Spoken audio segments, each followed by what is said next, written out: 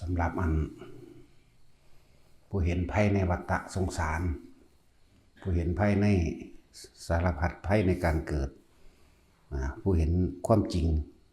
ของทุกข์ผู้เห็นความจริงหลายๆอย่างแล้วต้องการ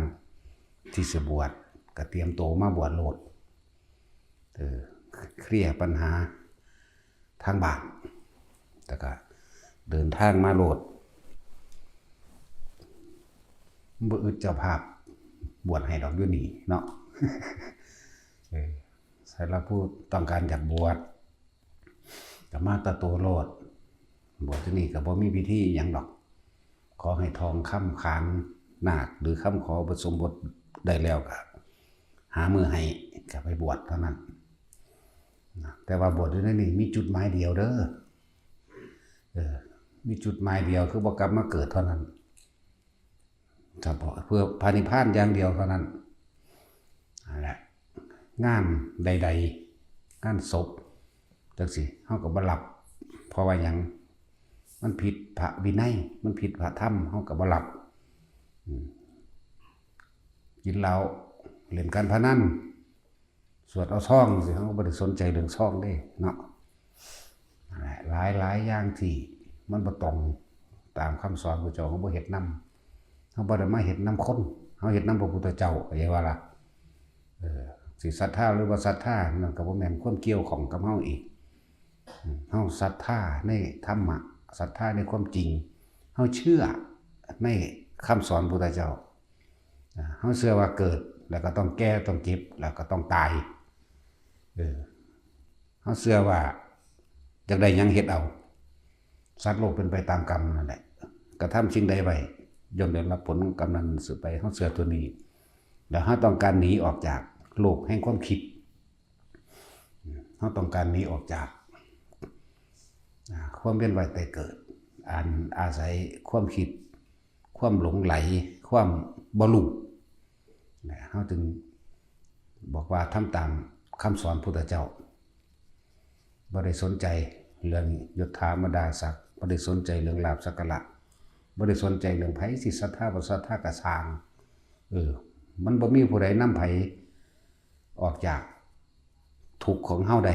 ตัวเฮาเองต้องกระทำโดยตัวเฮาเองจึงจะออกได้ขึ้นชื่อว่าเกิดเป็นหยังก็ตามเกิดแล้วก็แก่เจ็บป่วยพัดพรากจากสิ่งที่รักหรือสิ่งที่รักพัดพรากสิ่งที่เฮาหักเคารพนับถือมากที่สุดก็คือพ่อกับแม่ปู่ย่าตายายครูอาจารย์ลุงป้าอาอาวเพิ่นก็ตายจากเฮาหรือเฮาก็ต้องตายจากเพิ่นคือกันนั่นแหละนี่สิ่งที่รักนั่นแหละเฮ็ดจังได๋ก็สร้างตายคือเก่า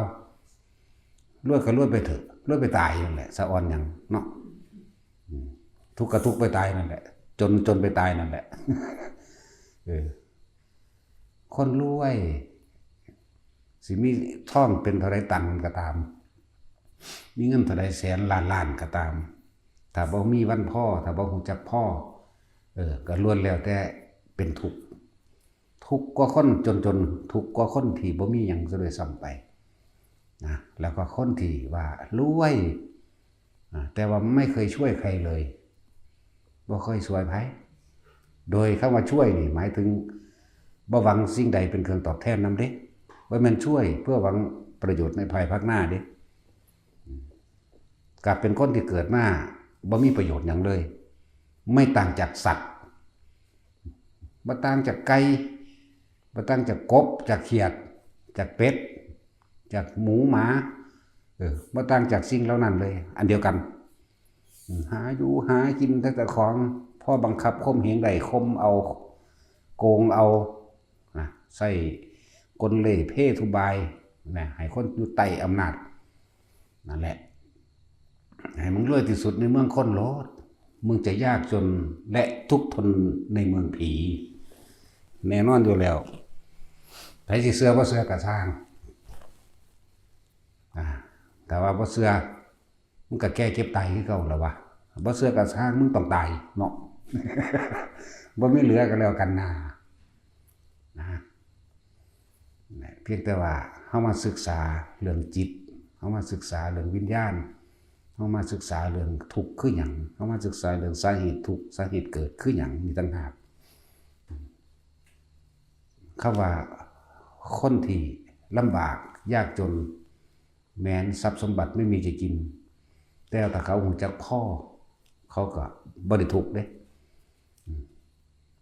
มันจะคำว่าทุกข์บ่ทุกภาษาโลกนี่เข้าใจว่าบ่มีทรัพย์สินเงินทองบ่มี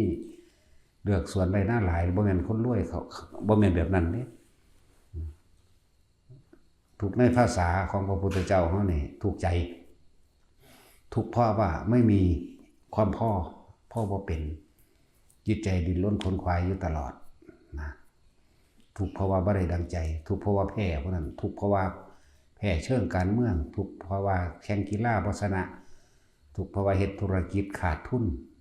ทุกเพราะว่าซื้อหน้าเขาบ่ให้ทุกเพราะว่าบ่มีรถคือเขาทุกเพราะว่าเนี่ยคำว่าทุกเนี่ยมีตั้งหากบ่ได้แปลว่าจนรวยปานใดก็สร้างแต่บ่ฮู้จักพอดอกหาความสุขบ่ได้ดอกพวกเฮาอาจจะเห็นภายนอกของเขาขี่รถคันละเท่าใดล้านกินกาแฟถ้วยละเท่าใดร้อยอยู่บ้านหลังละพันล้านมีกิจการงานอันหรูหราเนาะแต่เฮาบ่ฮู้เนื้อในของเขาได้ว่าเขาทุกข์ขนาดใดแต่นี่ฮู้ว่ามันทุกข์ขนาดใดทุกตัวย่านตะขาดกำไรเนาะย่านตะขาดทุนย่านบ่ได้กำไรย่านบริษัทนั้นบริษัทนี้ไม่ชิ่งตัดหน้าในธุรกิจต่างๆนานาสารพัดย่านคนบ่เคารพนับถือย่านคนบ่ย่องนั่นน่ะมันถูกนำมานี่แหละจักว่าล่ะส่วนคนที่ว่าถ้าหูจักวันพ่อทางเข้าใจชีวิตเรื่องเกิดมาหากินเพียงแค่ซ้ำตายนี่แหละมันก็สื่อจักพ่อมันสื่อจักคมใจแล้วมันหูจักวิธีว่างพวกนั้นว่างบ่เป็นเด้บ่ยอมต้องฆ่ากันเนาะ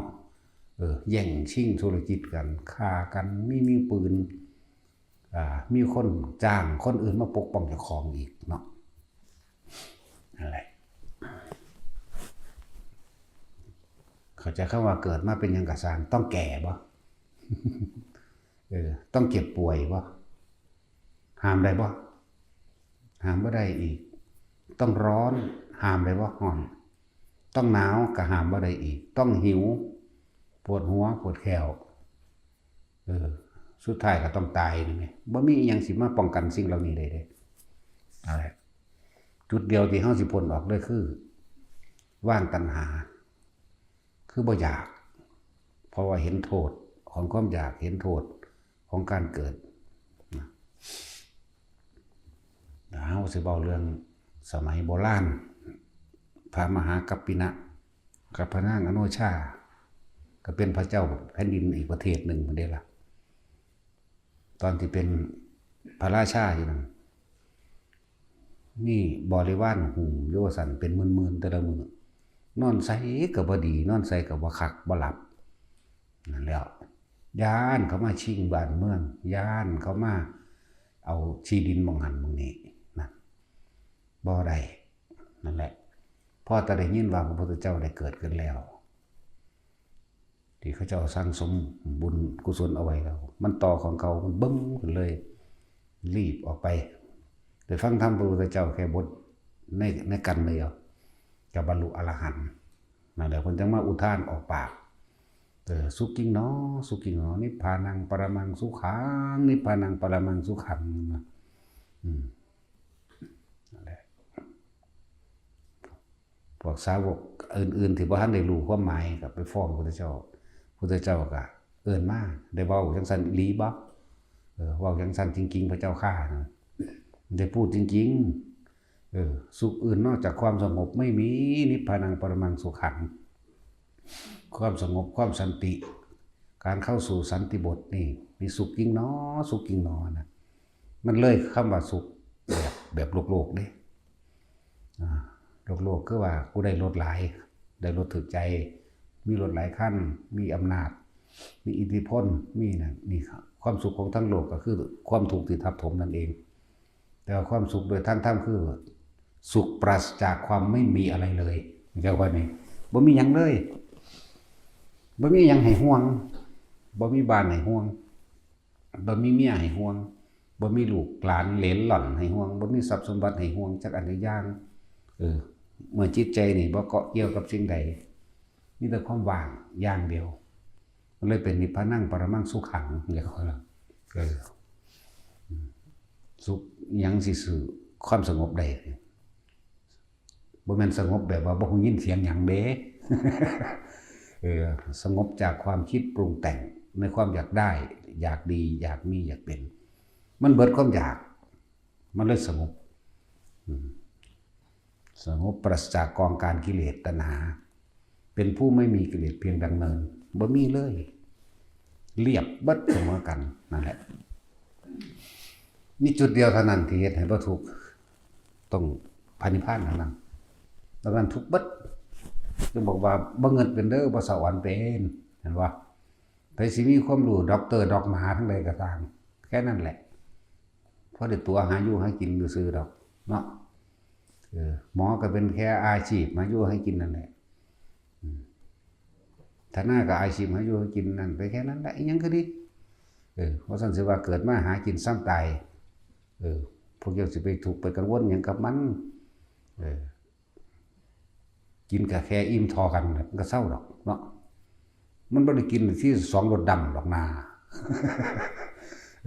พวกมันรวยๆมันก็ไปกินทองคำที่ละ2รสดำดอกมันก็กินข้าว8 9 ค่ำทอกันนี่แหละมันก็อิ่มดอกป่วยคือเก่าเด้บ่เหลือว่าคนรวยบ่ป่วยเนาะคนจนก็ป่วยคนรวยก็ป่วยจังซั่นแล้วมองให้มันเห็นโทษแต่ละคนเด้อชีวิตของพวกเจ้าที่ผ่านมาล้วนแล้วแต่แสวงหาความร่ำความรวยความได้มียศถาบรรดาศักดิ์แล้วก็คำว่ามั่นคงอยากได้อาชีพที่มั่นคงการงานที่มั่นคงรายได้ที่มั่นคงที่อยู่อาศัยที่มั่นคงลูกหลานก็ต้องเหมือนกันจะให้ลูกเต้าหลานมีอาชีพที่มั่นคงเป็นหลักประกันชีวิตว่าบ่มีหยังมั่นคงดอกมีแต่อนิจจังคือบ่ที่ยังยืนจักอันจักอย่างเนาะนั่นแหละว่าพวกเขาหันเข้ามาเบิ่งเจ้าของแต่ก่อนเฮาบ่ได้รู้ภาษาธรรมบ่รู้ความจริงของชีวิตเจ้าของเองหรือเอิ้นว่าภาษาธรรมมีหยังพอแย่งกันแย่งเด้พี่น้องแย่งให้แย่งหน้ากันแย่งมูลมรดกพ่อแม่มันเริ่มเป็นมาตั้งแต่เป็นเด็กน้อยพุ่นเด้เนาะมีลูกจัก5 คนอีกนึงมาขี้ฟ้องพ่อแม่ก็ด่าดีทั้งที่บ่รู้หยังกันเลยเนาะอย่างจังซี่ก็มีเด้แต่ว่าตอนแรกกันตอนว่าท่านมีผัวมีเมียอยู่นำเท่าฮักกันอยู่แต่ว่าก็ซิ่งกันในครอบครัวเด้ซิ่งแย่งความรักจากพ่อแม่หรือซิ่งแย่งความรักจากผู้เป็นอ้ายผู้มีกำลังกว่านี่เห็นบ่มันเริ่มมาตั้งต้นแรกแล้วนี่แต่ว่านี่ถ้าเกิดว่าได้แต่งการแต่งงานหนีไปอยู่ครอบครัวไปคนกลายเป็นศัตรูกันเนาะเป็นคนละคนได้บาดแย่งมูลมรดกกันเว้ากันแหนะกันเซาะแซะกันไปเรื่อยได้บาดเลยน้องบางคนก็ฆ่ากันเด้เนาะแย่งที่ดินที่ดอนกันนี่แหละแย่งเฮือนแย่งงัวแย่งควายบ้านน้องเฮาแย่งมูลมรดกจังซั่นแล้วพ่อแม่ตายก็ว่าอีใดอยู่นำก็อีนั่นได้รับผิดชอบมึงได้มูลหลายมึงทำบุญหาเด้มึงแจกข้าวหาเด้อว่าเด้เนาะสารพัดนะให้ทุกคนมองหันเข้ามาถึงความจริงในชีวิตเจ้าของตั้งแต่เกิดมานี่เฮาเคยเฮ็ดประโยชน์อีหยังเพื่อผู้อื่นโดยบ่หวังสิ่งใดตอบแทนมีอยู่บ่ขึ้นชื่อว่าจาคะแปลว่าเสียสละความสุขส่วนตัวจากสิ่งที่มีอยู่เพื่อให้บุคคลผู้อื่นเรียกว่าทานบัดนี้สละความยึดมั่นถือมั่นเรียกว่าจาคะให้ไปแล้วเรียกว่าทานแต่ว่าเฮายังหวังผลในทานแต่ส่วนมากอยู่ในนี่แม่นเบิดนี่ล้านเปอร์เซ็นต์เนาะแม่นพวกมาบวชนี่ก็คือกันใช้เงินซ่อง10 บาท20 บาทอธิษฐานขอเอาตะพื้นตะพื้นเพราะว่าอย่างมันอยากรวยนั่นแหละนี่คือบ่เข้าใจความจริงและบ่เข้าใจเชิงลึกเข้าไปอีกการอธิษฐานขอ การขอสิ่งนั้นสิ่งนี้เฮ็ดให้เฮาบ่เห็นว่าจิตคิดนึกปรุงแต่งและความอยากได้และอยากเป็นก็เกิดภพชาติในอย่างวันนี่คือเชิงลึกเข้าไปเรื่องของจิตแต่โดยความเคยชินว่าถ้าเฮ็ดหยังเขาขอโลด บางทีบ่ท่านบ่ท่านบ่หยังเด้เขาไปไหว้พระเอาซื่อๆขอเลยเนาะดอกไม้กับดอกไม้เพิ่นมีอยู่หั่นธูปเทียนธูปไฟแช็กเพิ่นอยู่ในหั่นจูดเอาแล้วก็ขอตะพื้นตะพื้อควันไงกึบ นี่ก็ในตอนที่ขอนี่มั้ยให้เบิ่งเชิงลึกเชิงจิตเชิงเกิดเชิงพบมาจากบ่นึงตอนที่เฮาขอเฮาสิคิดมีภาพจินตนาการอยากได้นั่นอยากเป็นนี่เด้ภาพจินตนาการจิตแปลว่าผู้รู้นี่แหละจิตเป็นสัญญาเป็นทุกอย่างอยู่ในนี่คิดนึกนี่เป็นมโนนึกภาพนึกภาพปรุงแต่งไปอยากได้หยังอยากได้รถอยากได้บ้านอยากได้นั่นอยากเป็นนี่มีภาพเกิดขึ้นในจินตนาการตัวเองจิตมโนวิญญาณหมายถึงความรู้สึกมันพอใจยังพอใจที่สิแบบนั้นใดนั้นเป็นนั้นนี่น่ะเกิดพบเกิดตอนในเฮาบ่ทันตายนี่เด้บ่แม่นตายแล้วจังไปเกิดมาพบนั้นพบนี้เด้ไม่ใช่ว่าล่ะอารมณ์ความรู้สึกน่ะคือตัวพบเด้อเคยโมโหบ่พวกเจ้าเคยสูญให้ไก่บ่ ไก่มันขึ้นทั้งเฮือนมันไม่ขี่ใส่อันนั้นอันนี้เนาะบางทีมันก็ไปเคี่ยกระดงบักพริกขวมลงสูญทั้งจมทั้งด่าทั้งคอนไหลฟาดมันนั่นล่ะพบเกิดตอนผู้สิพวกเฮากำลังโมโหอยู่จังว่าสัวเฮาไปตายตอนปึ๊บตกนรกเลยเด้นั่นร่างกายบ่รู้เรื่องเด้อร่างกายเป็นของสิ่งหนึ่งเกิดขึ้นเป็นธรรมดาเสื่อมสลายแตกดับเป็นธรรมดาซื่อๆเด้แต่ว่าตัวพาไปเกิดไปตายคือตัวจิตเจ้าของตัวความคิดนึกอารมณ์ความรู้สึกนี่ตัวนี้เด้อนั่นแหละพวกได้พ่อวาดภาพมดแดงกัดซื่อมันก็ศูนย์คือหยังอยู่เด้เนาะแม่นบ่มดแดงกัดก็ศูนย์ขึ้นว่าซั่นแล้วมันไปเจาะปิ้งกบเพิ่นที่ ทั้งที่มันก็ขึ้นก้องเข่าเนาะขึ้นก้องเข่าเต็มอยู่หิวเข่ามาคักๆทั้งศูนย์คักมดแดงเจาะก้องเข่าเต็มอยู่เคาะปัวตีนถูอยู่ว่าซั่นอยู่หั่นแล้ว มันทั้งกัดพร้อมทั้งศูนย์ก็เก่าอีกคูณ2นั่นล่ะหมาเฮาตื่นหมาศูนย์หมาโมโหให้หมาแม่นบ่สารพัดได้อันเฮ็ดให้เฮามีอารมณ์เกิดอารมณ์เป็นตัวภพฟังไว้ดีๆอารมณ์ความรู้สึกที่พอใจและบ่พอใจนั่นแหละคือภพมันสร้างไว้ตอนเฮามีชีวิตอยู่นี่เด้แต่พอดีใจขาดตอนนั้นปุ๊บไปตามความโกรธตกนรกถ้าอยากได้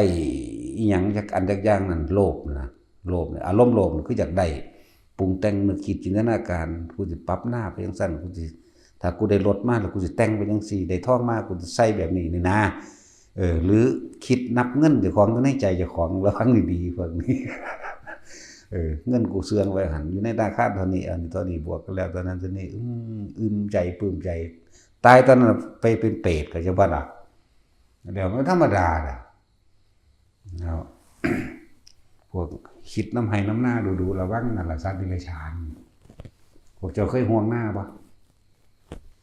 คกอันเดียวเสื่องไว้หันย่านถ้าเขารัก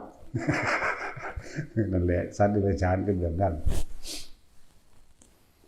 อย่าลืมเด้อคนเฮาสิต่างจากสัตว์เพราะว่ามีคุณธรรมคุณะแปลว่าคุณนี่ต้องสร้างประโยชน์ต่อผู้อื่นเท่านั้นคุณะธรรมแปลว่าความจริงสร้างประโยชน์ให้กับบุคคลผู้อื่นสัตว์อื่น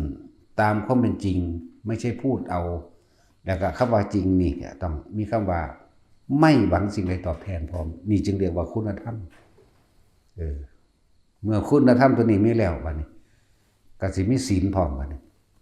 เลยเป็นศีลธรรมเลยบัดนี้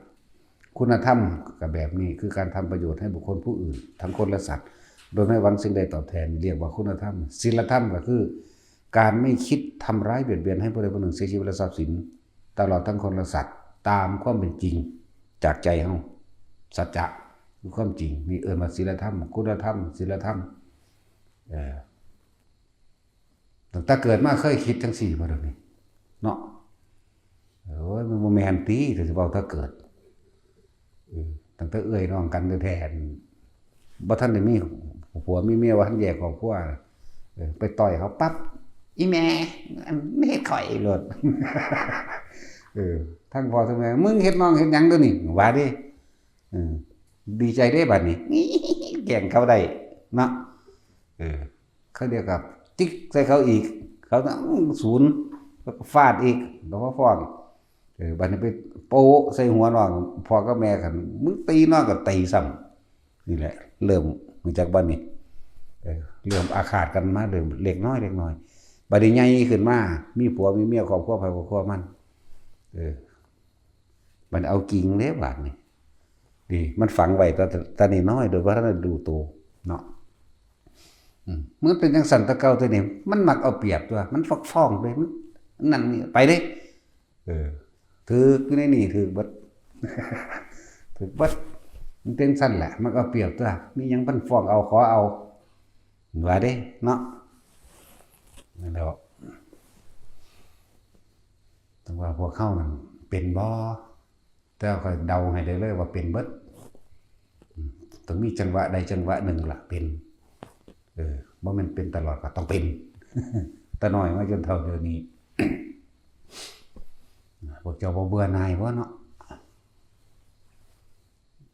สิ่งที่เฮาหลีกเลี่ยงบ่ได้เจ็บไข้ได้ป่วยและตายแล้วพวกเจ้าสิไปหลีอยู่ไสเอาไปหาวิธีใดมาป้องกันเอาบ่มีเด้อจึงว่าย้อนเข้ามาว่าสัตว์ทั้งหลายนี่เกิดแบบใด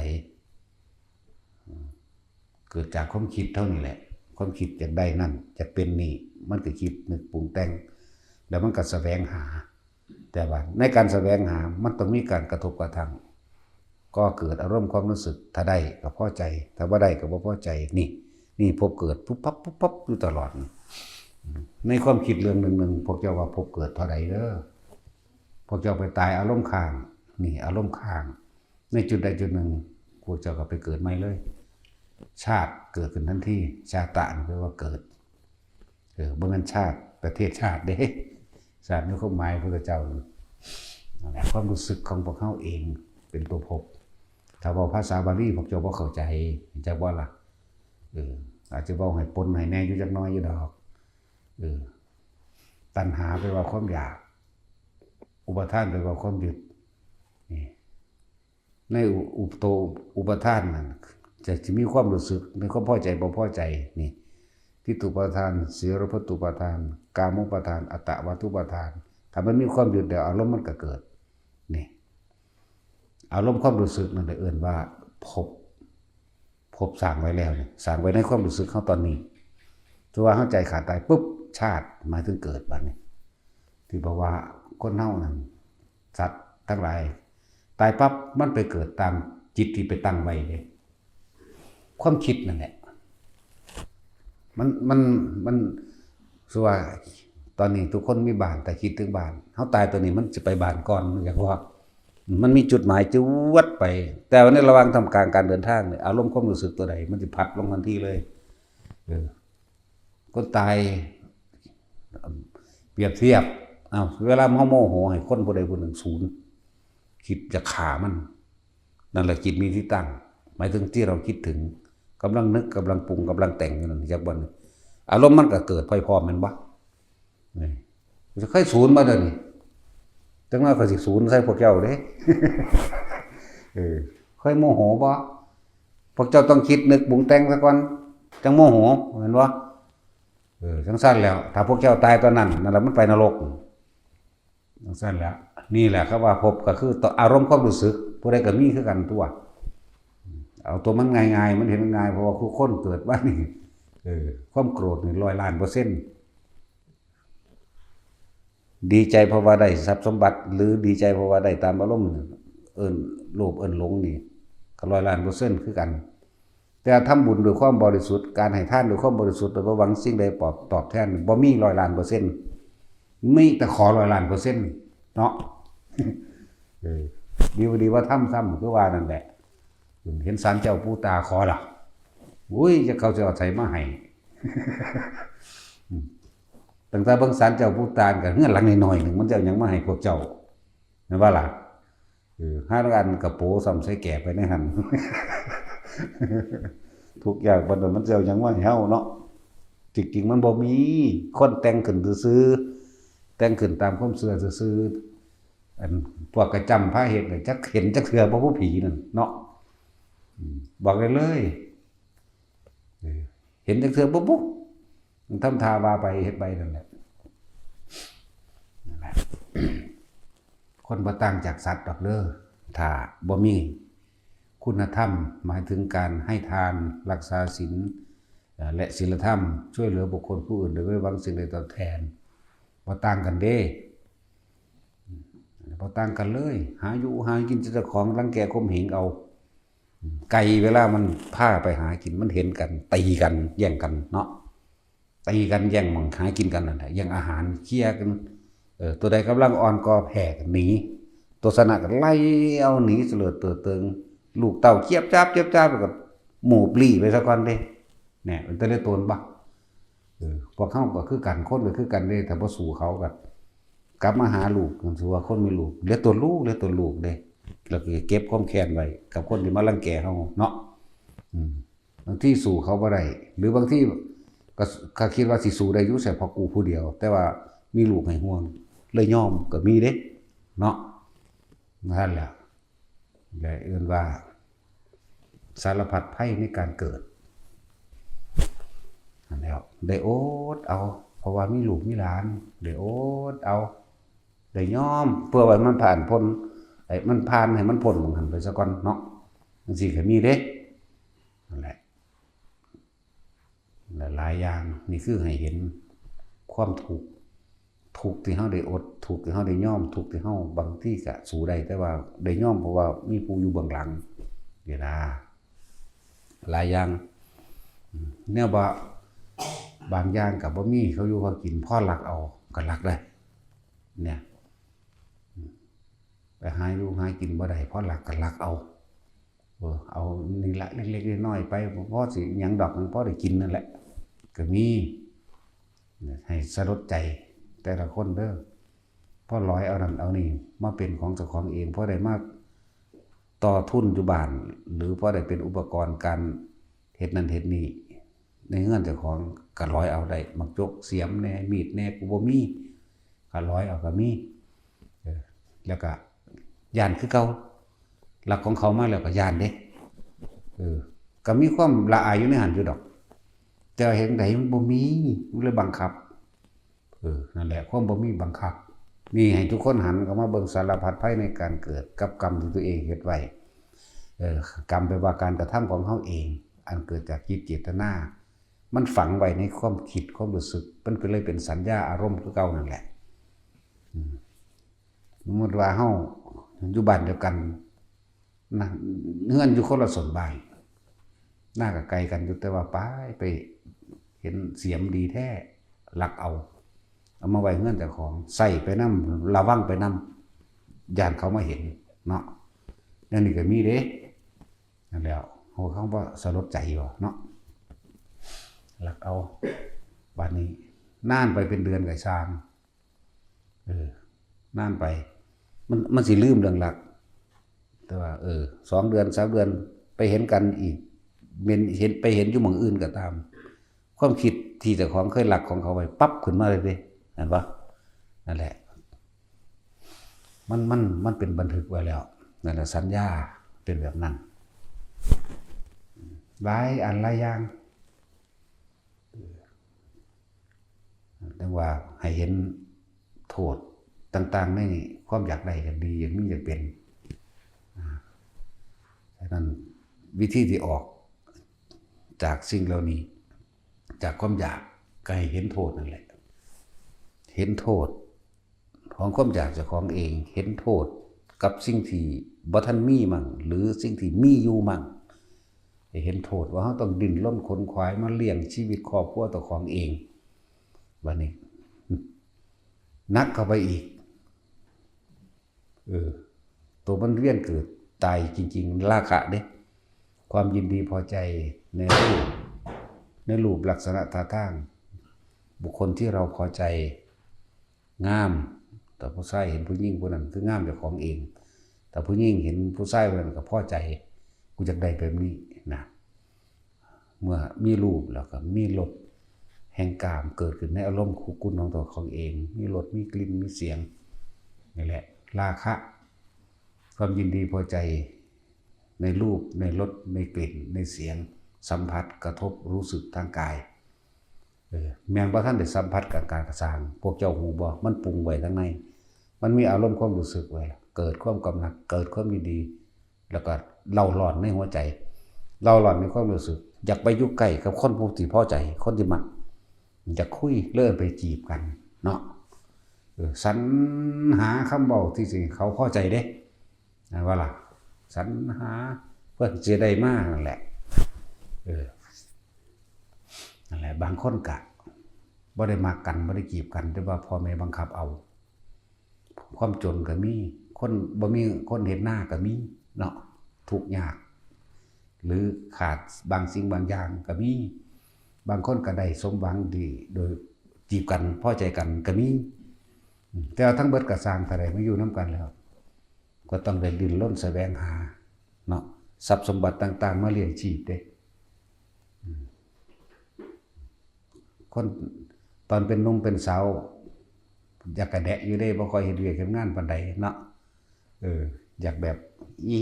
อยู่นะลกกาก็บ่เป็นเห็นบ่หาบกาก็เอาหน่อยๆเบาๆหั่นก็หิวเอาทำท่าเฮ็ดอ่อนแอนเนาะแต่แปดที่ต้มแน่ก็ย่านตาดำโอ้ยอีห่าเอ้ยเนาะดำหน้าก็หยิบจีบจังซี่แม่เด็กน้อยซุมื้อนี่ดำบ่เป็นซ้ำเนาะจีบจังซี่พอแต่มันเปื้อนมือก็มาถูมาเสร็จสารพัดได้สิเฮ็ดเห็นพ่อแม่ทำเสียยามพริกอยู่พุ่นเอาน้ำไปให้กั้งห่มไปจังซี่นะไปปงให้ปึ๊บพอแต่มึงมีผัวแล้วมึงเบิ่งเอาบัดนี้กุนอยู่คือกันแล้วเฮ็ดเบิดตัวเดียวบ่ว่าผู้หญิงบ่ว่าผู้ชายเนาะได้เฮ็ดเบิดได้ดิ้นร่นใส่เบิดตอนแรกอยู่นำพ่อเฒ่าแม่เฒ่าพ่อเฒ่าแม่เฒ่าก็เบียดเบียนเด้จมอยู่ว่าซั่นปานว่าเพิ่นรวยปานว่ามีเครื่องบินเนาะก็ตะสั่งอยู่เด้พ่อเฒ่าแม่เฒ่าก็เลยฝันว่าเพิ่นสุขสบายไปหน้ากูขี่ยานอวกาศเนาะกินทองคำกับข้าวมั้ยโอ้ยทุกข์คือกันแหละคือเหียดนี่ไปก็เลยเนาะตาสินโดยเฉพาะแม่เฒ่าตาสินสั่นแล้วจมปันว่าเจ้าของรวยเด้อนี่เจ้าขี่ยานอวกาศบ่ไปหน้าก็เลยคือเฮ็ดได้อยู่เนาะจะกินทองคำบ่เนาะทุกข์คือเก่านั่นแหละนี่ให้พวกเขาน้อมเข้ามาเห็นทุกข์เด้อเห็นทุกข์เห็นโทษต่างๆสารพัดบัดนี้จากเป็นบ่าวเป็นสาวตอนบ่ถึงท่านเก่งมาได้เราเฮ็ดเวียกแต่ว่าตอนบ่าวสอนสาวไปเฮ็ดน้ำผู้อื่นเฮ็ดคักๆเด้เนาะแปลกประหลาดอยู่เด้ไปเฮ็ดน้ำผู้อื่นเฮ็ดดีคือห่วงเขาคักบาดของเจ้าของบ่อยากเฮ็ดบาดอยู่เฮือนน้ำบ้านน้ำพรแม่บ่อยากเฮ็ดเด้แต่ไปน้ำผู้อื่นเฮ็ดโลดมันแปลกอยู่เลยนั่นแหละมันหลงไปเขาย่องทั้งเฮ็ดสั่นแล้วบัดนี้มาเป็นผัวเป็นเมียกันแล้วเอาละบัดนี้อยากมีบ้านเป็นของเจ้าของนั่นออกมาแล้วอยากมีหม่องไปนอนนำกันเชิงกันแบบเป็นส่วนตัวอยากว่าล่ะเห็นว่าตัดสินจะว่าอยู่ๆนำเขาเห็นแห้งก็บ่ได้เฮ็ดค่อยๆแบบลีๆไปจังซี่ว่าแม่นเฮ็ดค่อยๆแต่ก็เอาซุมื้อล่ะเนาะตัดสินสั่นแล้วบ่เฒ่าแล้วก็จมดูเขาหนีไปเมืองนอกเลยตัดสินบัดแล้วเพื่อสิไปสร้างให้มันได้ครอบครัวมันอยู่จักเจ้าของนี่แหละ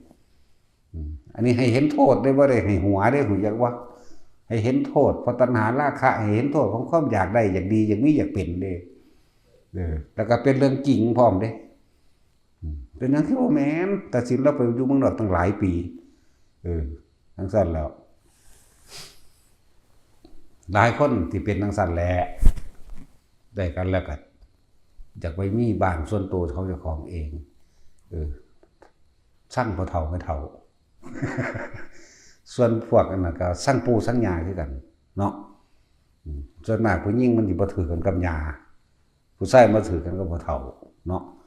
ทั้งเธอแม่เฒ่าก็หายคือกันเด้ทั้งแม่สาวก็เป็นตาสั่งเด้จังซั่นบ่ผู้หนึงเป็นตาสั่งกับผู้หนึงเป็นตาสั่งนั่นแหละนั่นตาสินส่วนตาสินคือแม่เฒ่าพอเฒ่าบ่ปานใดเพราะว่าเรามักเหล้ามักสแตกเหล้าไปไอ้ทิศนั่นซั่นแหละให้เห็นโทษเด้นี่บ่ได้ให้หัวเด้แต่ก็ความจริงชีวิตจริงของทุกคนนั่นแหละนี่มาครอบครัวมาแล้วก็ไปอยู่บ้านได้อดได้ทนได้สู้เด้บ้านนี่เฮ็ดเป็นเบิดทุกอย่างผู้เมียก็เฮ็ดเป็นบ่เคยรับจ้างดำนาเกี่ยวข้าวรับจ้างดำนาเกี่ยวข้าวกู้มันสมัยตะกี้สมัยนี้มันรู้จักแม่มันหยังดอกเนาะถ้าใส่ไปซื้อผงชูรสซื่อๆบ่มีแล้วโลดโอ้ยตะกี้กูหาบน้ำสางบักไก่เป็นกิโลพุ่นเพื่อเอากระปิดสำหาบเพื่อว่าจะได้น้ำกินตักน้ำสางเนาะซุมื้อนี้น้ำมันตอดูดิแม่มันบ่ล้างหมดมือแม่มันบ่จักฮอดสิล้างถ้วยเด้น้ำก็อยู่ต่อหน้าต่อตาเฮ้ยนั่นแล้วพวกเฮานั่น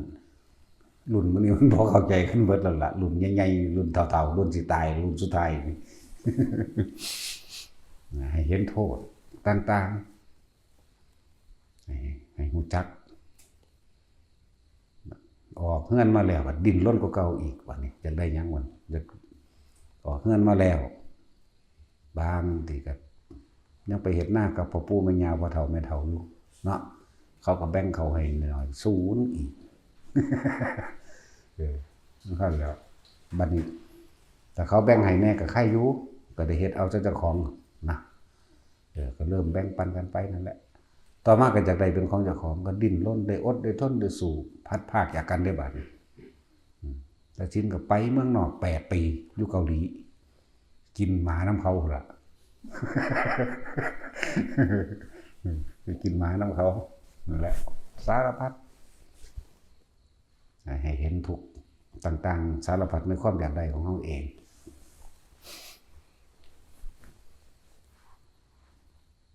เกิดมาเพียงแค่หากินซ้ำตาย1 ดอกไปก็ดีตอนนี้เขามันเลิกการหาในรุ่นนั้นแล้วเลิกการหาแล้วมันรู้จักคำว่าพ่อแล้วเพราะว่าคนที่ได้ยินได้ฟังธรรมะเท่านั้นจึงจะเข้าใจคำว่าหากินซ้ำตายจึงเข้าใจคำว่าสัตว์โลกมันไปตามกรรมตนแรกเป็นที่พึ่งของตนเป็นอมตะธรรมไว้แล้วจึงเข้าใจในหลายๆอย่างในชีวิตที่ผ่านมาชีวิตพวกเฮามันผ่านมาอย่างมากๆแล้วสมควรสิถิ่มอารมณ์ใดก็ถิ่มซะแค่นั้นแหละบ่มีอีหยังสิควรเข้าไปถือเอาได้หรอกนั่นแหละถ้าถิ่มบ่ได้ก็ฝึกหัดเอาตัวที่บอกที่สอนอยู่ซุมื้อนี่ให้อยู่กับตัวเองเด้อตะกี้เฮาบ่อยู่กับตัวเองคำว่าอยู่นี่คือความคิดเด้มันบ่อยู่กับตัวเองเห็นบ่ท่านตะกี้เปรียบเทียบเฮาคิดถึงผู้นั้นผู้นี้อยู่เรื่อยจิตมีที่ตั้งหมายถึงว่าคิดถึงคนนั้นคนนี้เฮาอยากได้หน้าคนพัดภาคจากผัวจากเมียไปทำงานกรุงเทพหรือเมืองนอกก็คิดถึงกันเองนั่นเลยเอิ้นว่าจิตไปมีที่ตั้งไปอยู่แต่กับบุคคลผู้อื่นคนทั้งโลกบ่เข้าใจแนวนี้ใช่ว่านี่คิดถึงอันอยากได้รถอยากได้เงินหลายๆคิดคนเลี้ยงลูกเลี้ยงหลานเดียวนี่อยากให้ลูกเรียนจบปริญญาอยากให้ลูกเป็นนั่นอยากให้ลูกเป็นนี่อยากให้ลูกเป็นมีการงานที่มั่นคงแบบนั้นแบบนี้เนาะแล้วเอิ้นว่าบ่อยู่กับตัวเองมีตั้งแต่ไปสร้างนั่นนี่โดยความอยากได้มันเลยเกิดกลายเป็นทุกข์บางคนก็ตายไปในขณะที่คิดถึงลูกคิดถึงหลานคิดถึงหน้าคิดถึงไห้คิดถึงทรัพย์สมบัติต่างๆตายไปเวียนไปตกนรกมั่งไปเป็นเปรตมั่งไปเป็นเดรัจฉานมั่งขอคนที่ ส่วนมากก็คิดถึงบุญศีลทานที่เคยน้อยเด้พอเทียบตามพระพุทธเจ้าสัตว์ทั้งหลายตายแล้วนี่ส่วนมากลงสู่อบายภูมิมากเท่ากับขนโคหลายสำคัญกับขนงัวส่วนผู้ที่จะไปสวรรค์เท่ากับเขาโคเอาคิดเบิ่งนั่นแหละบัดเฮาคิดตามความเป็นจริงของเจ้าของเอาเองเด้อตะกี้บ่เคยคิดว่าสิมาฟังธรรมเด้บ่เคยคิดเนาะการให้ทานจังซี่ก็บ่แม่นทานอีกมีต่างๆทำทานเพิ่มทุกข์นั่นแหละเข้าใจว่าล่ะเพิ่มตัวมันขอมันแลกเอาเงิน100ไปแลกเงินล้านนั่นว่าล่ะบ่ดีมันบ่100ซั่นมา20 บาทจกแล้วจกอีกแถมสิให้อยู่แต่ว่าเบิ่งใบเก่าๆมันมีอยู่4-5 ใบนี่เคลียร์เบิ่งเด้โอ้แล้วนี่แหละดึงมา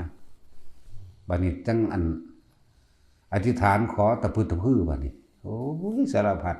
นั่นแหละมันบ่เห็นว่าตอนที่เฮาขอตอนเฮาคิดตอนที่เฮานึกอยากได้นั่นนี่นั่นแหละพบมันเกิดปุ๊บเรื่องนั้นอยู่เลยนะให้ลูกพี่ผู้ใดก็เอาทำอย่างนี้นั่นแหละทำท่านเพิ่มทุกข์นะคือขอแล้วก็อยากได้ปรุงแต่งนึกคิดไปนี่คือความบรรลุของพวกเฮาเองเพราะว่าความปรารถนาความสุขกับครอบครัวอยากให้ลูกอยู่ดีมีสุขอยากให้ลูกมีนั่นมีนี่เป็นนั่นเป็นนี่ตอนว่าท่านมีลูกก็ทั้งผัวทั้งเมียนำกันนั่นแหละอยากอยู่เฮือนเป็นสมบัติส่วนตัวแห่งตนอยากได้หน้าเป็นสมบัติส่วนตัวแห่งตนอยากได้กิจการงานพวกคนในเมืองก็จะเปิดร้านขายข้าวแกงหรือร้านจิวเวลรี่หรือร้านหยังก็แล้วแต่เปิดร้านทองร้านของใกล้ขายของก่อสร้างหรือหยังก็แล้วแต่จะเป็นส่วนตัวนี่แหละบัดนี้ในขณะบางที่ออกไปทำงานรถส้นตายก็มีตกตึกตายก็มีตีกันตายก็มีถือขาตายก็มีเนาะสารพัดจะสิเป็นตายในขณะนั้นไปใส่ซั่นมันไปทางนรกพุ่นเด้ไปทางนรกไปทางเปรตไปทางสัตว์เดรัจฉานนี่มันสมกับคำพุทธเจ้าเว้าเด้คนเฮาส่วนมากตายแล้วไปสู่อบายภูมิที่จะไปสวรรค์นั้นน้อยมากเท่ากับเขาโคหวยง่วบางตัวบ่มีเขาเด้เนาะจะไปนรกล้วนๆก็มีเด้เนาะเคยเห็นบ่ลิมูซ่าบ่มีเขาเด้ใช่แล้วจากบ่ง่วลิมูซ่าง่วพันเหนือตัดสินจะหูจักบ่เดี๋ยวนี้บ่แม่นซาโลเลกับพันเหนือกับ2เขาอันนี้แต่ลิมูซ่าบ่มีเขาพวกเขามันอยากเป็นลิมูซ่าดิว่าสิไปสวรรค์จักผู้หนึ่งสิมีบ่นี่ มันบ่มีเขานั่นแหละ ความคิดของเฮาที่คิดนึกปรุงแต่งเรื่องนั้นเรื่องนี้อันนั้นแหละเอิ้นว่าบ่อยู่ในตัวเองบัดนี้ถ้าหลักการของพระพุทธเจ้าสอนเฮาไว้สติปัฏฐาน4กายเวทนาจิตเวทนากายร่วมกันเป็นหนึ่งลมหายใจนั่นแหละคือกายในกายอันหนึ่งนี่คืออยู่กับตนเองบัดนี้ถ้าเฮาอยู่กับลมหายใจมันเป็นสร้างบ้านสร้างเรือนบ่ได้เด้มันบ่อยากได้อยากดีอยากมีอยากเป็นหยังได้ตอนนั้นแล้วจึงบอกว่าชีวิตพวกเขามันผ่านอีหยังมามากพอสิทิ่มก็ทิ่มซะทั้งหลายแล้วนั้นบ่ต้องไปห่วงกิจการงานแบบว่าเฮาบ่อยู่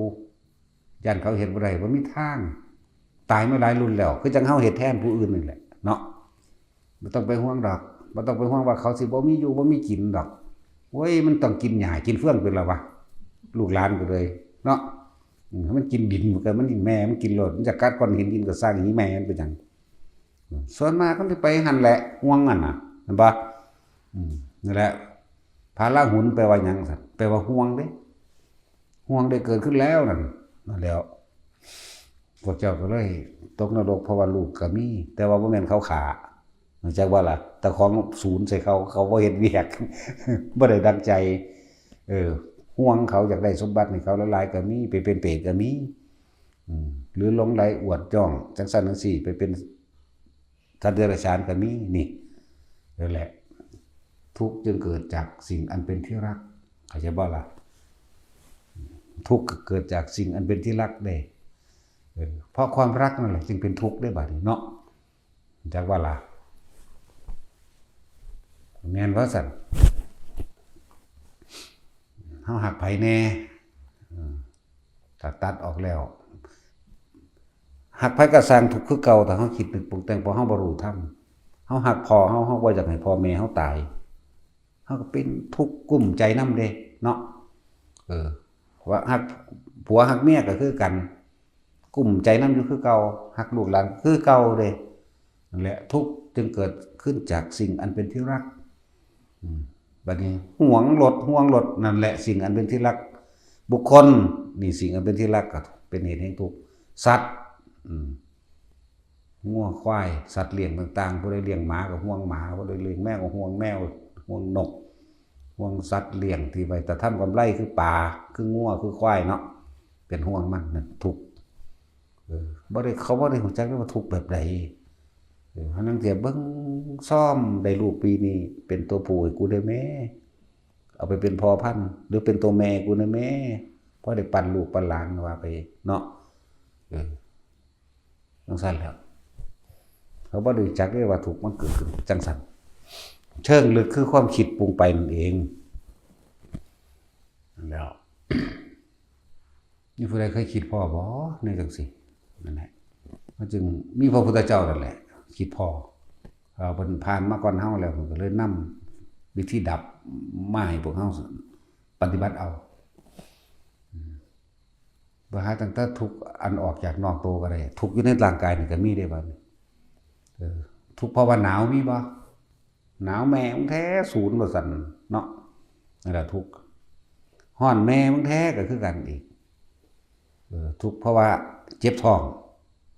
ทุกข์เพราะว่าปวดเหี่ยวคนหลายไปหาหมองเหี่ยวบ่ได้ก็มีปวดเหี่ยวปวดไทยเนาะย่างอยู่ในทางกรุงเทพแม่งคนหลายแต่กูสิไปหลีอยู่ไสบ่เด้บ่มีปลากล้วยคืออยู่บ้านกูเว้ยมันก็แตกปัวใส่หั่นโลดเด้นั่นแหละทุกข์พออยู่ในกายนี่ก็บ่แห้งนั่นแหละแต่กายของเจ้าของเองมันยังบ่อาจสามารถรักษาได้สิไปว่าหยังกับกายผู้อื่นที่นี่เรื่องของจิตก็คือกันเฮายังบ่อาจสามารถบังคับความคิดบังคับความเชื่อกับเขาได้แม่นบ่ล่ะนั่นแหละเพิ่นจึงให้น้อมเข้ามาสติปัฏฐาน4ให้ลองมาพิจารณากายนี่เป็นของเฮาอยู่บ่แต่ว่าเป็นของเฮาสิเป็นของไผก็ว่าเนาะมันซั่นแล้วกายนี่บ่เป็นของเฮาแต่เฮาเข้าใจความจริงเด้อกายนี่เป็นเครื่องแค่ใส่ทำดีก็ได้ใส่ทำเลวก็ได้เด้แม่นบ่ซั่นพามันไปละของมันก็ไปเด้ใจเป็นใหญ่ใจเป็นประธานเด้อนั่นภาษานั้นเว้าย่นย่อมาให้พวกเฮาเข้าใจง่ายความคิดของพวกเฮาเองมีความอยากได้อยากดีอยากมีอยากเป็นนั่นนี่นั่นแหละถ้ารักษาความคิดของเฮาได้กลับมาอยู่กับลมหายใจได้นี่มันสิบ่ปรุงบ่แต่งไปได้ดอกที่ฝึกที่สอนที่แนะให้ทุกคนอยู่นี่พยายามอยู่ในตัวเองพยายามอยู่กับตัวเองบ่ต้องไปอยู่กับผู้อื่นดอกรุ่นนี้แล้วรุ่นลูกตายปะแล้วก็มีเห็นบ่เหลือแต่เจ้าของที่สิตายที่จังได้ตายแล้วสิบ่ได้เกิดอีกต่างหากถ้าพวกเจ้าเห็นทุกข์พวกเจ้าเห็นตามความเป็นจริงได้แล้วเอาชาวไร่ชาวนาพวกเฮาเวลาไปหน้าฝนตกฟ้าห้องฟ้าผ่าย้านเด้ทุกข์บ่ล่ะสั่นย้านนอนคดเอาสิ้นห่มหัวไว้ก็มีเนาะจังซั่นแล้วนั่งอยู่ตารางบัดนี้ฝนหนาวดังไฟขึ้นจุดติดไฟขึ้นฝิงไฟก็ลุกยากๆอีกฝนก็สาดข้างนั้นข้างนี้อีกย้านบ่นั่นแหละทุกข์ซั่นแล้วนี่ยามฝนจังซั่นเหี้ยปะมาโอ้ยอีกแล้วโลดยกมือใส่หัวด้วยสาธุเด้อบุตรเทวดารักษาพระรักษาเทวดาคุ้มครองผู้ขาเด้อเด้ทุกข์บ่ล่ะจังซั่นแล้วหลายอย่างลมใหญ่มากว่านี่ทั้งลมทั้งฝนมาโอ้ยพัดเฮือนพัดซ่านหนีเบิดเนาะนั่นแล้วจังบอกให้พวกเจ้าคิดไปเรื่อยๆเรื่องสารพัดไปเนี่ยก็เฮ็ดคิดให้มันเบื่อ แล้วก็ให้มันมาอยู่กับตัวเองนี่แหละเกิดมาแล้วนี่สารพัดภัยในการเกิดนะทุพพิขันตรภัยเห็นบ่ภัยอันเกิดจากความอดอยากแห้งแล้งทุพพิขันตรภัยโลคันตรภัยความทุกข์ความลำบากอันเกิดจากโรคภัยไข้เจ็บป่วยนั่นแหละนี่มีประจำร่างกายเลยสัตถันตรภัยทุกข์อันเกิดจากความหวาดกลัวในสงครามผิดภัยสงครามเห็นบ่ล่ะแล้ว วาตภัยภัยอันเกิดจากลมพายุย่านหรือพอได้ดีใจบ่ลมพายุพัดเงินเติมต่ำเติมต่างเปี้ยปะมานั่นแม่นว่ากันแล้วอุทกภัยน้ำท่วมย่านตายบ่เพียงแต่ว่าย่านตายย่านสมบัติต่างๆชิบหายพร้อมย่านบ่สารพัดย่านนั่นแหละธรณีภัยทุกอันเกิดจากแผ่นดินถล่มในภาษาพวกเขาก็เห็นตัวในข่าวไหมในประเทศไทยเขาก็ยังมีอยู่ตัวนี่เรื่องที่ว่าแผ่นดินเริ่มมีถล่มเข้ามาแล้วนั่นสั่นตัวทุกอันเกิดจากอัคคีภัยไฟไหม้เห็นป่ะไฟใหม่บึมบัมมาใหม่เฮียนใหม่ซ่านไปแล้วก็คนเฒ่าคนแก่นี้บ่ได้สารพัดเด้นั่นแล้วบ่เป็นแท้นั้นเด้มันทุกอันเกิดจากอมนุษย์ภัยย่านงูย่านจีเชฟย่านแมงงอดเห็นบ่ไปหันมานี่ไปปงไปปลาย่านเสือย่านหมากัดมีเบิดเด้ในบ้านก็ยังมีย่านหมากัดมันบ่ครับนั่นแล้วนั่นแหละพวกเขาเห็นโทษในการเกิดคือมันมีแต่ภัยเท่านั้นแหละ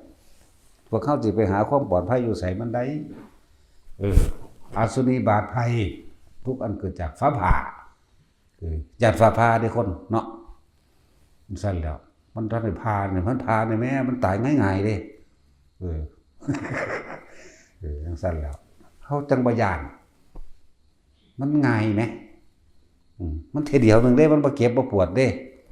เนาะแม่นบ่สั่นแต่คนเฮานี่ย้านว่าสั่นเนาะนั่นแหละภัยอันเกิดจากมนุษย์นี่ร้ายแรงที่สุดคือภัยอันเกิดจากมนุษย์ด้วยกันเองภัยอันเกิดจากความโลภของคนลักสิ่งลักของขาเฮาเลยก็มีเห็นบ่ภัยอันจากความโลภแล้วภัยอันจากความโกรธภัยอันเกิดจากความหลงควบคุมเฮาหลงว่าตัวเองมีอำนาจนั่นนี่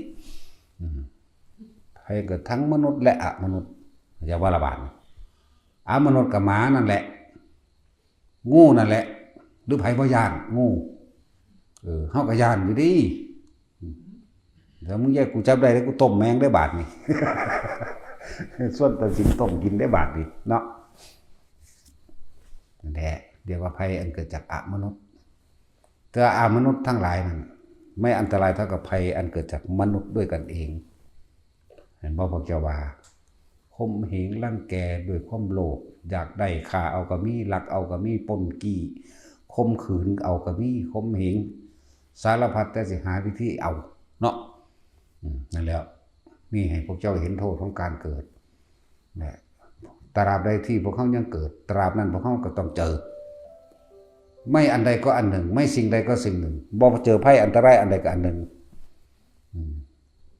อายุแต่ละคนมาป่านนี้แล้ว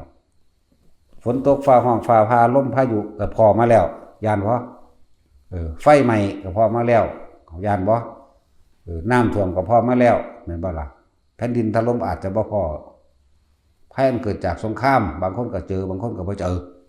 แม่นบ่ล่ะนั่นแหละจึงบอกว่าสิ่งที่ปกป้องคุ้มครองเฮาดีที่สุดก็คือบุญบารมีเฮาเองบุญกุศลเฮาเองจึงเฮ็ดไว้เถอะเฮ็ดบุญให้ทานบุญอันเกิดจากการให้ทานให้แล้วบ่ว่าสิทานให้สัตว์เดรัจฉานให้คนทั่วไปให้คนมีศีลคนมีฌานและตลอดทั้งพระโสดาบันขึ้นไปพระนี่บ่ได้มีความหมายว่าแค่คนหัวห่มผ้าเหลืองเด้พระของเฮาโสดาสกิทาคานาคาเด้ตัวนี้เป็นของที่บอกได้ยากแต่เลยเอาพวกสมมุติสงฆ์เหล่านี้แหละมาเป็นเครื่อง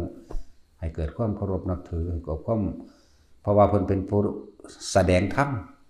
พิ่นเป็นผู้รักษาธรรมคำสอนพุทธเจ้ามาให้พวกเฮาแสดงไว้นั่นแหละให้ทานสัจจะทานก็ตามบุคคลผู้บ่มีศีลมีธรรมก็ตามคนมีศีลให้ทานกับคนทรงฌานให้คนที่เป็นโสดาสกิทาคานาคาอรหันต์ให้แล้วไม่หวังสิ่งใดตอบแทนเข้าใจบ่นี่บุญอันเกิดจากการให้ทานจึงจะเป็นไปได้ต่างหากส่วนอานิสงส์จากมากน้อยเพียงใดนั่นขึ้นอยู่กับคุณธรรมของบุคคลที่เราให้คุณธรรมที่เฮาให้ทานกับสัตว์เดรัจฉานก็มีอานิสงส์100ให้กับคนพาลคนบ่มีศีลมีธรรมอีหยังล่ะมีอานิสงส์ 1,000ให้กับคนมีศีลมีธรรมก็ 10,000 เห็นบ่ล่ะให้กับคนหยังล่ะเป็น 100,000ให้กับคนทรงฌานคนมีฌาน 100,000ให้กับพระโสดาบันประมาณไม่ได้นั่นแหละอานิสงส์คือว่ามันเป็นกำไรเนาะเทียบเป็นกำไรให้กับสัตว์เดรัจฉานเฮาให้ชิ้นหนึ่งเฮาก็ได้กำไรอยู่จัก10 อันจากลงทุนไปบาทนึงก็ได้กำไร10 บาทให้กับคนทั่วไปศีลธรรมบ่มีบ่รู้อันนั้นให้10 บาทแต่ว่าก็ได้100จังซี่แหมมันก็โทษแบบนี้เรียกว่าอานิสงส์หรือกำไรให้กับคนมีศีลขึ้นไปเป็นหมื่นนะให้กับผู้ทรงฌานขึ้นไปเป็นแสนบาทนึงต่อแสนให้กับโสดาบันบาทนึงต่อประมาณบ่ได้นะเข้าใจว่าล่ะประมาณบ่ได้หรือสิล้านหรือสิ2 ล้านหรือสิ10 ล้านก็แล้วแต่เทียบให้ฟังซื่อๆดอกอันนี้อุปมาอุปไมยแต่ว่าท่านอันใดก็ช่างบัดนี้เจ้าสิท่านให้ฮอดพระอรหันต์สาวกซ้ายขวาหรือพระพุทธเจ้าถ้าทานแล้วหวังผลในทานมีจิตผูกพันในพระองค์ท่านมุ่งการสังสมในความอยากได้อยากดีอยากมีโดยกองการกิเลสมันเลยเป็นมีค่ามันเลยเป็นบ่มีอานิสงส์มันอยู่เหมือนเดิมแต่ไม่สูญหายไปไหนเข้าใจบ่มันบ่สูญหายไปไสดอกพวกเจ้าลงทุนไปบาทเดียวมันก็บาทเดียวอยู่หั่นมันบ่ออกดอกออกผลเข้าใจว่านี่บ่คือที่ไม่หวังผลในทานไม่มีจิตผูกพันในผลของทานมีอานิสงส์ออกดอกออกผลนั่นแหละจึงบอกว่าพวกเจ้าอยากท่านล่ะให้มันเกิดเป็นบุญคือหยังคือความสงบเย็นภายในใจตัวเองสงบคือปราศจากความคิดนึกในความอยากได้อยากดีอยากเป็นมันบ่อยากได้หยังแล้วมันเลยเป็นบุญอันเกิดจากการให้ทานนี่สงบสบายบ่เดาร้อนบ่กระวนกระวายเด้แล้วเอิ้นว่าสงบเย็นภายในความรู้สึกตัวเองนั่นแหละนี่บุญที่1เพิ่นจึงสอนพวกเฮาให้สละความเห็นแก่ตัวด้วยการให้ทานมั่งนะอันที่2เพิ่นบอกว่าศีลคือการไม่ทำร้ายเบียดเบียนให้ผู้ใดผู้หนึ่งเสียชีวิตและทรัพย์สินตลอดทั้งมนุษย์และอมนุษย์มันก็ถ้าเฮาบ่คิดว่าสิไปรังแกข่มเหงเบียดเบียนไปมันก็สบายดีล่ะมันก็สงบดีล่ะแม่นบ่ล่ะต่อมาก็ภาวนานั่นแหละทานศีลภาวนาพยายามทำความรู้สึกให้เห็นอารมณ์ความรู้สึกของตัวเองนั่นแหละภาวนาโดยอาศัยลมหายใจมั่งแล้วเขาจะเห็นความคิดแล่นไปแล่นมาแล่นไปเรื่องเก่าๆนี่แหละบ่แล่นไปเรื่องใดดอกรู้จักเรื่องเก่าๆบ่เด้อนี่เก่านั่นแหละเก่าซำใดขนาดคนตายแล้วมันก็ยังคิดถึงได้บางทีคนที่เฮาสั่งโอ้ยมันน่าตายตะโดนนะแต่สั่งได้พะใหญ่อันนั้นมาล้างตาศีลนั่นน่ะเนาะมันจะสั่งคือหยังว่าเด้เนาะนั่นแหละให้ท่านความคิดผู้นั้นเป็นผู้นั้นดีคิดผู้นั้นดีได้บัดคิดฮอดเด้เนี่ยเกิดเบิดได้เฮาอย่าลืมเพิ่นเลยภาวนาไปว่าทำอารมณ์แห่งความรู้สึกให้เกิดขึ้นเพื่อจะให้เห็นโทษของความคิดความคิดนึกปรุงแต่งก่อเกิดอารมณ์ความรู้สึกพอใจไม่พอใจพบเกิดถ้าเฮาอยู่กับลมหายใจทรงฌานว่านี่ที่วิธีที่เฮาสอนกันแนะกันที่เดี๋ยวนี้คือ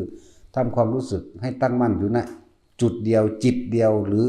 จิตหนึ่งความรู้สึกที่เป็นหนึ่งตรงกลางระหว่างคิ้วหน้าผากเฮาเองนั่นแหละจักว่าล่ะอยู่กับสิ่งนี้เดี๋ยวเฮาจะค่อยจับมันได้ดอกถ้าตัวนี้หายความคิดไปแล้วไปหาผู้อื่นกลับมาอยู่กับตัวเองอยู่กับลมนี่อยู่กับความรู้สึกนี่แน่ อยู่ทำให้บ่อยทำมากๆเดี๋ยวก็ชินเดี๋ยวก็รู้นี่คือวิธีที่พวกเขาฝึกกันอยู่เดี๋ยวนี้กรรมฐานมีตั้ง40อย่างเขาก็เอาอย่างเดียวนี่แหละโดยอานาปานสติและสติปัฏฐาน4ถ้าผู้ใดจับความคิดได้แล้วรู้ทันความคิดได้แล้วผู้นั้นพ้นอย่างว่านี่เรียกว่าจิตในจิตลมหายใจคือกายในกายหนึ่งเป็นผู้มีความรู้สึกอยู่กับลมหายใจบ่ต้องตามลมลงเอาเฉพาะอยู่นี่อยากว่านี่อย่าไปทำความรู้สึกลมพองหรือลมหยุดอย่างมันหลายความคิดมันเป็นห่วงมันกังวลยันว่าถือหลักสูตรนะเอามึงหนีเลยนั่นแหละลมหายใจในกายในกายหนึ่งแหละครับเวทนาในเวทนาหมายถึงความรู้สึกที่อยู่กับตัวเองเวทนานอกคือรู้สึกพอใจกับไม่พอใจกับบุคคลอื่นสัตว์อื่นสิ่งของอื่นวันนี้เวทนาในเวทนาคือความรู้สึกของตัวเองจิตในจิตคือรู้เท่าทันความคิดของตัวเองนี่แหละเรียกว่าสติกำกับความคิดไว้ให้มันมาอยู่นี่รู้สึกตัวอยู่เมืองเดียวนี่กายเวทนาจิตธรรมคือสิ่งทั้งหลายทั้งปวงนี่ว่ารูปธรรมที่เฮาเห็นอยู่นี่รูปธรรมคือคนบุคคลสัตว์สิ่งของหรือแม้กระทั่งกลิ่นหรือกระทั่งยังก็ว่าไปดินฟ้าอากาศมาแล้วส่วนคำว่าในธรรมเดธรรมคือสิ่งทั้งหลายทั้งปวงธรรมในธรรมเดก็คือสัญญาอารมณ์ความรู้สึกไม่จากบ่นี่พอใจไม่พอใจพอใจไม่พอใจเกิดจากหยังเกิดจากความคิดเกิดจากความคิดเท่านี้เองมันลืมบ่ได้เป็นเด้แต่เฮาได้เคยเห็นสิ่งใดไว้เนาะลืมบ่เป็นเด้อเกิดจากความคิดมาจากไสมาจากสัญญาแต่เฮาบ่ปรุงแต่งสัญญาต่อไปในความอยากได้ดีไม่เป็นเท่ากับกลุ่มมันมาล่มมาถึงเอาความคิดมาอยู่กับลมมั่งอยู่กับอุณหภูมิอยู่กับความรู้สึกในกายมั่งรักษาอยู่แค่นี้หรือส่งอยู่แค่นี้เจริญอยู่แค่นี้นะเท่าตายบ่ต้องกลับมาเกิดอีกเพราะว่าเฮาบ่ไปคิดถึงผู้อื่นจิตไม่มีที่ตั้งอยู่ถ้าบ่มีที่ตั้งอยู่กับบุคคลสัตว์สิ่งของแล้วความคิดนึกมันก็เกิดบ่ได้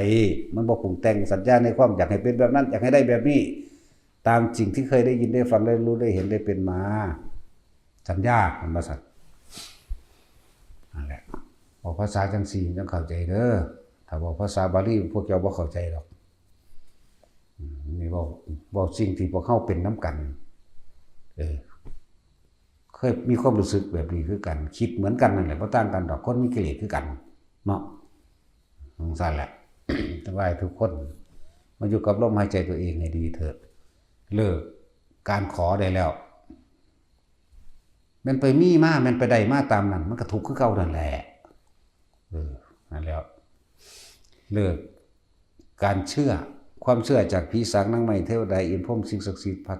อินพระพรหมพระเจ้าบ่มีปาฏิมาดลบันดาลอย่างใดทุกสิ่งทุกอย่างเกิดขึ้นจากเรากระทำเองเหมือนกันแหละกับเฮาขอให้ผู้อื่นกินข้าวแทนเฮาเราให้เฮาอิ่มได้ว่านี่คือความจริงมันบ่ได้อยากได้หยังเฮ็ดเอานั่นตนแรกเป็นที่พึ่งของตนสัตว์โลกเป็นไปตามกรรมเจ้าเฮ็ดอีหยังเจ้าก็ได้อันนั้นตัวถ้าสิเปรียบเทียบชาตินี้ชาติหน้ามื้อนี้เฮาเฮ็ดหยังมาแต่เช้านี่ชาตินี้เฮ็ดอีหยังมานอนหลับนั่นคือตายเข้าใจบ่นี่คนนอนหลับเปรียบเสมือนคนตายนั่นแหละ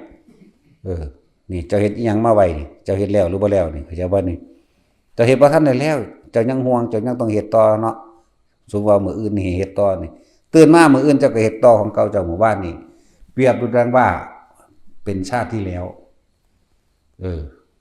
มื้อนี้มาเกิดใหม่ก็นำต่อของเก่าดิเฮ็ดอันเก่านั่นแหละเก่าหยังหาอยู่หากินไปบ่แม่นทำไมเอาผัวเอาเมียเลี้ยงลูกเลี้ยงหลานแล้วก็ตายไปตายเรื่องโลกนั่นตายเรื่องโลกนี่ตายด้วยถูกเขายิงถูกเขาแทงตายด้วยเมาเหล้าตายด้วยมืนล่มตายด้วยศูนย์แห้งไหลกั้นใจตายตายด้วยผูกคอตายสารพัดเนาะฉะนั้นแล้วด้วยก็ตายชนก็ตายแล้วพวกเจ้าอย่าไปเงินตีแม่มันยังเกิดเลยภาษาสั้นๆภาษาตายเนาะไปคืออยากตายแต่พวกข้านกินเขาขนาดเขาไม่ได้หาให้กินได้เนี่ยผู้แต่ผู้อื่นหาให้ก็จังข้านเนี่ย นั่นสั่นตัวตายแบบฟ้าผ่าก็ตายแต่แม่หังดีจังบ่เจ็บเนาะบึบเดียวแต่ว่าพวกเจ้าญาติเดี๋ยวว่าต้องฟ้าห้องฟ้าดังเปรี้ยงป้างมันหุ้ยหูหลูหาลบเนาะโอ้ยยกมือใส่หัวสาธุเด้อคนพระพุทธพระธรรมพระสงฆ์พระพุทธพระสงฆ์พระสงฆ์กันนอนเสยอยู่คนแล้วเกินนั่นแล้วพระพุทธก็จักอยู่ไสพระธรรมก็จักอยู่ไสเพราะว่าเข้าใจความจริงของตนนั่นแหละผู้ใดฝึกหัดในอานาปานสติเป็นวิธีที่ง่ายพร้อมเด้อรัดสั้นแล้วทุกคนสามารถทำได้เบิดบ่มีพิธีรีตองเนาะบ่ต้องใส่สุดขาวบ่ต้องสมาทานหยังเหมือนกันกับกิเลสก็โมโหความอยากได้มันคือปึ้งขึ้นรถมันสูญในคนไหมมันเป็นสมาทานความโมโหกับไผดูดิเนาะศีลก็เหมือนกันบ่ต้องไปขอกับไผดอกเวลาใดขณะใดที่เฮาบ่มีความคิดในการเบียดเบียนทำลายคนและสัตว์นั่นมันเป็นเราด้วยศีลจังซั่นแล้วนั่นแหละแต่ว่าทุกสิ่งทุกอย่างขึ้นอยู่กับตัวเฮาเองเฮาต้องเป็นผู้นำตนเองบ่มีผู้ใดละความทุกข์ให้ผู้ใดได้ดอกแล้วก็บ่มีผู้ใดเอาความสุขให้ไผได้ดอกปวดแขนแทนกันได้บ่เดี๋ยวนี้เนาะหิวข้าวแทนกันได้บ่ก็บ่กินข้าวอิ่มแทนกันได้บ่ก็บ่พวกเจ้าทุกข์ก็ทุกข์เพราะว่าความคิดพวกเจ้าเรื่องนั้นเรื่องนี้เรื่องนั้นมันก็คิดแทนกันบ่ได้อีกแล้วก็บังคับความคิดกันบ่ได้อีกนั่นแหละตัวเองต้องเป็นผู้นำตนเองเด้อเฮาสิพ้นทุกข์ก็ได้เพราะว่าความเพียรของเฮาเองบ่มีผู้ใดเอาให้กันได้ก็แล้วกันนะแต่เฮ็ดได้พระพุทธเจ้าก็เฮ็ดแล้วตัวป้องกันแก่ป้องกันเจ็บป้องกันตายมันป้องกันได้พระพุทธเจ้าก็เฮ็ดแล้วแม่นบ่ล่ะพวกเจ้าสิไปหาถือหยังเครื่องร่างของขังขึงสิใส่มันก็ซุ่มนั่นล่ะขังก็ขังไปตายล่ะเนาะซุ่มขังไก่ไว้ได้บ่ให้มันกินเมียมันก็ตายคือกันเด้ก็ขังเจ้าของไว้บ่รู้ก็ขังไปตายคือกันตัวนั่นแหละพิจารณาใครควรแล้วหาเหตุผลตามความเป็นจริงเด้อเกิดมานี่ต้องแก่ต้องเก็บต้องตายบ่มีผู้ใดพ้นเนาะตายมาจากรุ่นแล้วนี่ปู่ย่าตายายพวกเจ้าไปไสแม่นบ่ซั่นอยู่ดินมันได้ล่ะเผาล่ะบัดนี้เจ้าของสิเผาจังไดคิดพ่ออยู่เลยเนาะเผากิเลสกับของมันเบิดซะก่อนคำว่าย่านตายสิบ่มีดอกถ้าบ่มีความอยากเองแล้วบ่มีความย่านเด้นั่นแหละที่วิตที่ปราศจากความกลัวนี่บ่เชื่อบ่มีความสิบ่มีความย่านอีหยังเลยที่ถ้าบ่มีความอยากชีวิตที่ปราศจากความอยากจะไม่มีความกลัวเข้ามาแผ่วพานได้เลยย่านตายก็บ่ย่านแล้วมันสิเอาอีหยังมาย่านเดี๋ยวนี้เนาะมันคนละอย่างกันเด้กับทั้งโลกเขาว่ากูบ่ย่านดอกล่ะมึงย่านบ่ย่านดอกแต่กูสิฆ่ามึงก่อนนั่นล่ะมึงย่านตายมึงเลยฆ่าเขานั่นแหละนั่นแหละหลายอันหลายแบบที่ให้ขอคิดเด้ถ้าละได้ละให้พวกเจ้าเบิดละเด้อยู่นี่ฮู้จักบ่จักกะสร้างในพานกูตีนกวาดมันเข้าเบิดแต่นี่มันบ่ได้เข้าใจบ่ล่ะเอาสบายทาน